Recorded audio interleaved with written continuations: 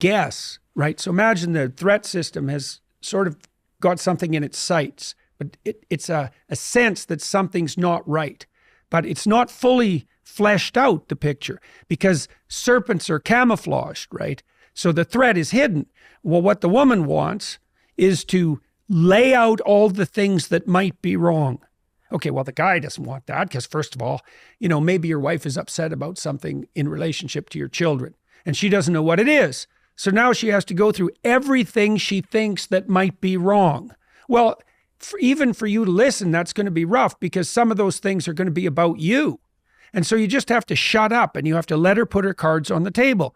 Understanding. Now, she has to do it in good faith, right? She can't be using that opportunity to skewer you. And so these things are tricky to manage, but you want to listen to her, lay all the cards on the table.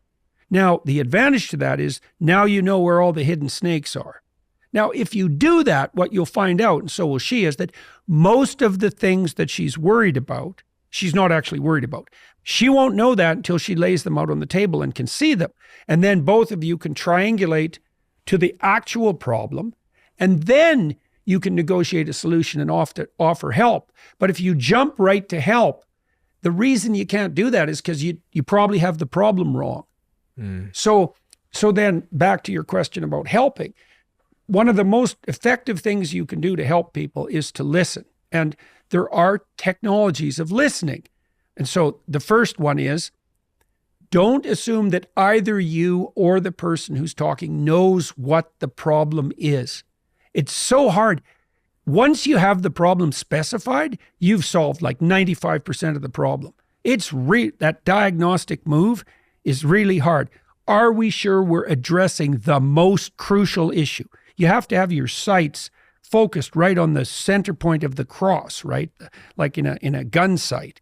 It's like, are we aiming at the right target? And then you can start negotiating problem solution. And but you can develop the patience to do that once you understand that initial act of listening is in itself the most helpful thing you can do. Just listen. And then how do you listen? Okay, so if I'm listening to you, there'll be times when what you're saying doesn't make sense. And so then I'll just say, well, you're saying this now, but you said this 5 minutes ago. And if you listen a lot, you can learn to track conversations across a very long span of time. And that's quite fun.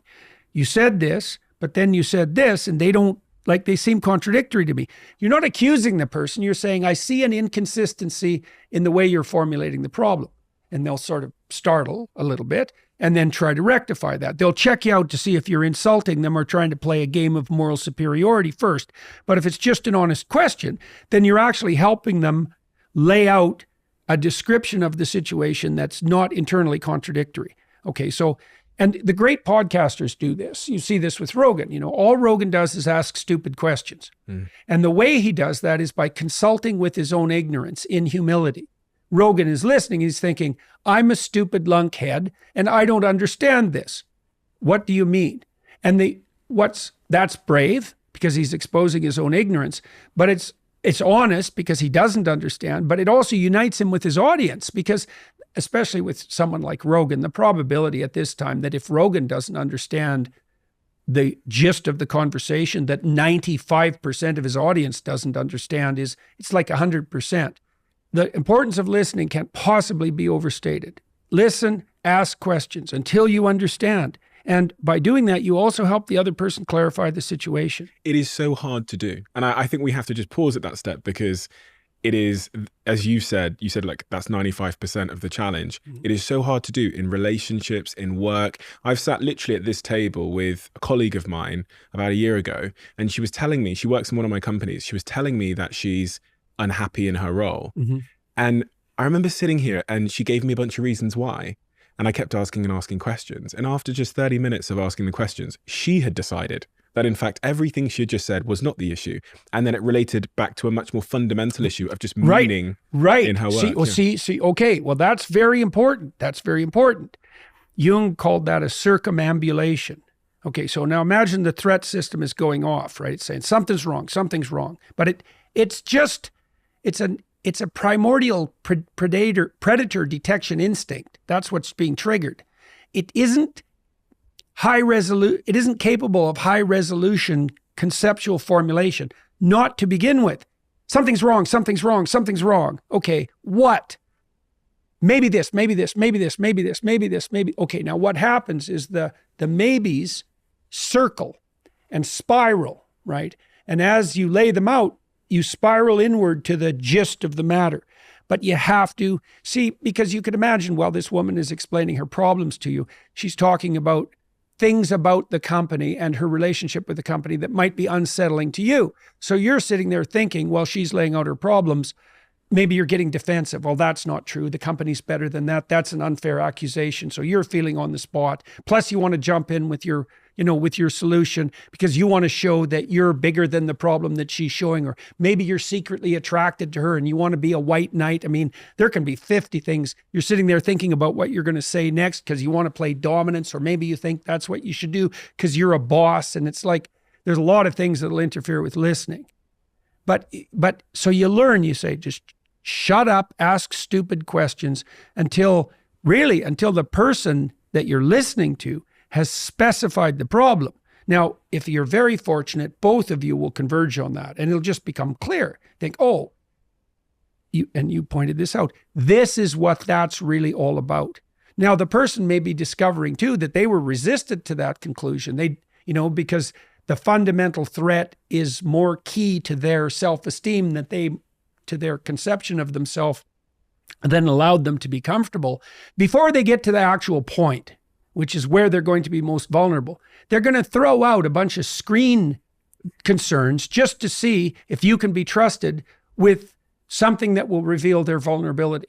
And they're even doing that to themselves. It's like, dare I tell the truth about this situation? Because I've betrayed myself before, so maybe not. You're so right. They test you on the way to the truth to see how you'll respond. Yes, and they're testing themselves too. Yeah. And you can facilitate that. See, if you facilitate that by calm listening, then you're modeling the fact that whatever the hell they have as a problem isn't so terrifying that you have to avoid it and run away. Yeah. Right. It's so interesting what was actually revealed, because this person that works in one of my marketing teams in a different company where there's a CEO said to me, it's the work they were doing that was causing them the unease, and that's the reason they wanted to leave, etc. And I asked them the question after about 30 minutes, when was the time you were most happy in the business? Mm-hmm. They revealed to me that the time they were most happy was when they were with me overseas at the very beginning. And what that really revealed at its essence was there'd been a change in the proximity to me and the real meaning of the work. Mm-hmm. And they now felt like they were doing trivial things. Their happiest time was when they were right next to me doing the most important stuff. Right. So the most difficult problems. They were solving the most difficult problems. When they were most challenged, and they were. So really, the fix wasn't what they thought it was. The fix, and they're now, they actually texted me, and I sent them a message to one of my team members last night saying, I want to keep their identity. So let's say they were with me in Canada. They text me when they were most happy. They text me last night saying, I feel like Canada Jenny again. Right. And all the adjustment that had to be made was getting them back close to bigger challenges. Right. So they wanted to be closer to the front line, as it turned out. When Freud first developed psychotherapy, he developed this technique of free association. Okay. So all free association is, and this is why Freud put people on the couch and sat behind them. See, if I'm face-to-face with you and I'm laying out the problem space, just what you're signaling to me by your face might stop me from fully revealing the truth, because maybe you'll raise an eyebrow, or there'll be a micro expression of disgust or contempt, or you'll look away, or because I'm going to be evaluating you to see how you're reacting morally to my revelations. So Freud just hid himself. He said, and I don't think that's strictly necessary, but it's a very wise intuition, and you can imagine how it would be helpful.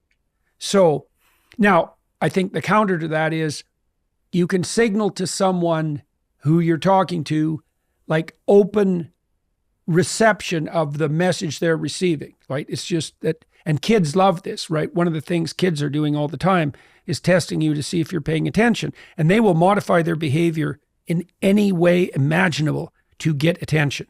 It's because there's no difference between attention and love, by the way. Like, there's no difference.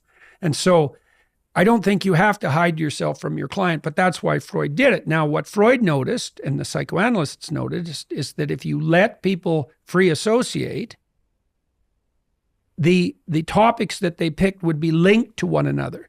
That reminds me of this. That reminds me of this. That reminds me of this. Now, obviously, because people aren't just emitting random noises, there's a reason the things they're revealing are linked.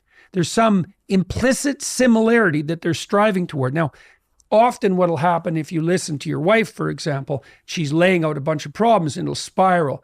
It'll remind her of something. This happened with Freud. If you got to the gist of it, it would remind people of something that happened to them much earlier in their life, and often something that was traumatic. So a trauma is a problem you encounter in your life that's quite deep, so that it unsettles you, that you do not resolve. So it's like, imagine that in your bedroom, there were holes that you could fall through into trouble. And so you want to make a map of where all the holes are so that you can walk through the landscape without falling into the pit. Now, it'd be better if you just fixed the holes, but at least you have the landscape mapped out. Well, a trauma is a hole that hasn't been filled in. And so maybe if you had a trauma when you were 4, you hit a wall and you couldn't resolve the trauma, that's no different than not maturing in relationship to that problem. So what you have at hand there are only the tools that you developed by the time you were 4. Now, then you might encounter a situation where that's reminiscent of that. So, for example, someone might say, I had a problem with my boss. I have a recurring problem with my boss. And so you listen to him, he says, that reminds me exactly of what my father did when in this situation when I was a kid. And so the reason the person is reacting to their boss in a negative way is because they're using the same conceptual structure that they used to construe their father when they were 4. You'll see this in marriages all the time. Like, if you have a recurring problem with your partner that you really can't understand. Now, it might be your fixation at some developmental stage that's the problem. Like, she's interacting with you in a way that elicits your 13-year-old self consistently. But she also might be reacting to you in a way that elicits her 13-year-old self. And so then, but if you listen to her, she'll get to that. And then she'll tell you the story. And then sometimes she'll be able to figure out what to do about that herself, or sometimes you'll have to discuss it. But it almost always results in tears. Almost always. And I think the reason for that is that what happens is when people break down in tears. So children cry quite often. And they cry when they encounter an impediment that they can't surmount. And I think what tears do is dissolve you to the state of neurological plasticity that characterizes early childhood so that you can learn. Now, people don't like that, right? That reversion, it's humiliating, but you have to break. That's the crying. The crying is an indication that the current conceptual structure is insufficient. It has to die. And then the tears come, right? And then now you're prepared neurologically to learn something new. And that'll be whatever comes out of the discussion. And that'll replace that old conceptual structure that's outdated and immature with a new, somewhat fragile conceptual structure, right? And then the person will try that out a couple of times. Like maybe this is something where it's like something that's just come